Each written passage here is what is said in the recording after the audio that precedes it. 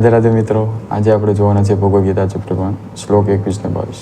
જો તમે પણ રોજ એક શ્લોક સાંભળવા માંગતા હોય, સમજવા માંગતા હોય અને જીવનમાં ઉતારવા માંગતા હોય, તમારા પેજને હમણાં ફોલો કરી શકો છો અને તમને તમારા મિત્રોને શેર પણ કરી શકો છો. તો આપણે આજે જોવાના છે ભગવદ્ ગીતા ચેપ્ટર 1નો શ્લોક 21 ને 22 બે કમ્બાઈન છે.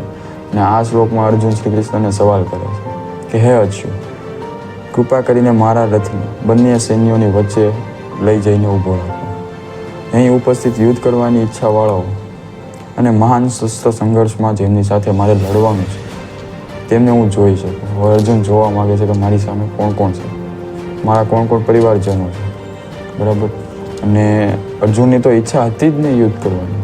આ તો દુર્યોધનને લીધે એને યુદ્ધ કરવા આવવું પડ્યું, બરાબર.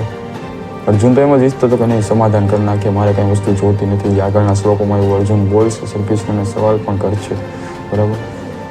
પણ એ એમ કહેવા માગે છે કે મારે યુદ્ધ નથી કરવું, સમાધાન કરવું છે, બરાબર. પણ દુર્યોધન એવો હતો કે નહીં, મારે તો યુદ્ધ જ કરવું છે, મારે સમાધાનની જરૂર જ નથી, બરાબર. ને એના કારણે આપણા જીવનમાં પણ ઘણી વખત એવું થતું હોય. હાલો ઉદાહરણ રિલેશનશિપનું લઈ લઈએ, બરાબર.